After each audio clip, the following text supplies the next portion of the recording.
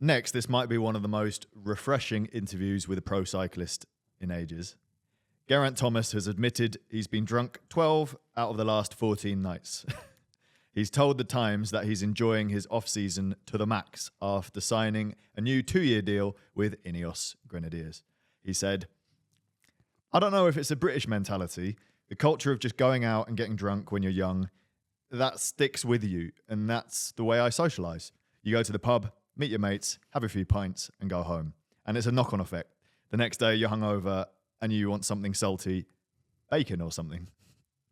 But he reckons it actually helps him with his mentality when it comes to training.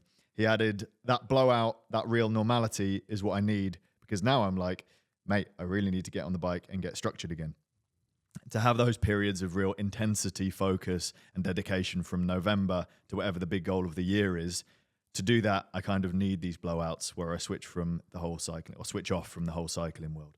I speak to some cyclists because they're my mates, but I don't think about cycling. I love Geraint Thomas. He's such a lad.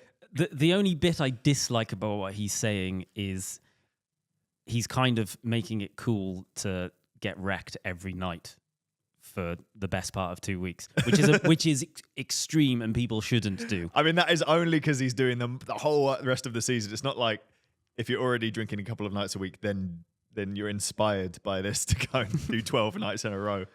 But the fundamental principles of what he's saying, I massively agree with, which is don't, like, cycling, even to someone that's at this level of cycling, he's saying cycling isn't everything to him. There's other things in his life that he enjoys doing, and he does.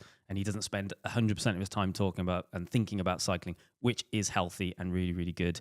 And the idea that he can be at his level, but he also has breaks from that. You know, he isn't training every single day of the year. He isn't permanently at race weight, because that isn't how people function. People have cycles. They peak and they drop off, and they peak and they drop off, and that's a healthy way. You can't be at your best 100% of the time. He's setting a good but also terrible example for kids who are in the sport that, like you said, the principle is correct. Mm-hmm. The methods of relaxing or doing something non-cycling related, questionable. However, if it's only for that amount of time a year. The context of this as well is basically that he's going back to Cardiff and all of his mates are like, "Do you fancy coming out?" So it's almost like he's cramming all of his socialising into one time because he doesn't get to do that as well. So I guess, again, it's not necessarily healthy, but it's because he has such an intense routine that takes away his time from family and friends all throughout the rest of the year. What are nights out like in Cardiff? Chaos. I've been on a night out in Cardiff with Geraint Thomas. Oh, what was it like? I think we were probably like late teens. He was part of the GB squad for the training for the Olympics. I think at the time he was living in Manchester and Italy. He wasn't a big name at this point, but he had probably like won a gold medal, but no one really knew who he was. It was that kind of thing. And he is absolute chaos. He is wild, like properly wild. So if he's been on it, was it 12 out of 14?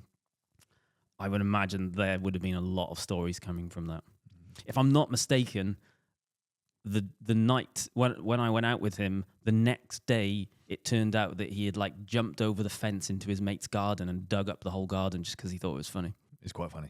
He's just wild. He's properly wild. Ah, good. I think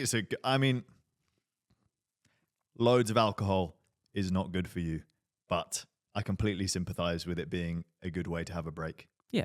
From extremely regimented lifestyle. We'd always do that in off season. But bearing in mind as well, you know, he's saying he's been drunk 12 out of 14. That might have just been a couple of beers. You know, this doesn't mean he's paralytic, although he is from Cardiff, which means he probably was paralytic 12 out of 14. Good. So yeah, well done, Geraint. Have a good time. Yeah. Enjoy yourself. And when you're ready to become a professional TV presenter, there's a space for you at Cade Media along with Wiggos. Can you imagine? He has a podcast, Geraint Thomas. Oh, he does. Yeah. It's really good. Yeah, it's good. Yeah. He does it when he gets people to dial in remotely, doesn't he? And he'll just be sat on a bed. He's getting a massage during his and stage stuff. race. Yeah, getting around. Yeah.